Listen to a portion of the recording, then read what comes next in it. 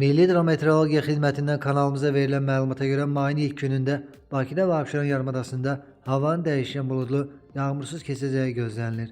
Şimal-qərb küləyi gündüz cənub-şərq küləyi ilə əvəz olunacaq. Temperatur gecə 9-11, gündüz 16-20 dərəcə isti, atmosfer təzyiqi isə 766 mm civə sütun olacaq. Naxçıvanda axşama doğru bəzi yerlərdə qısa müddətli yağıntı ehtimalı var. Temperatur 13-17 dərəcə isti olacaq. Azərbaycanın əksər rayonlarında da sabah yağıntı gözlənilmir. Lakin gündüz bəzi dağlıq ərazilərdə qısa müddətli yağış yağacaq, şimşək çaxacaq. Bəzi yerlərdə duman ehtimalı var. Mülayim şərq küləyi əsəcək.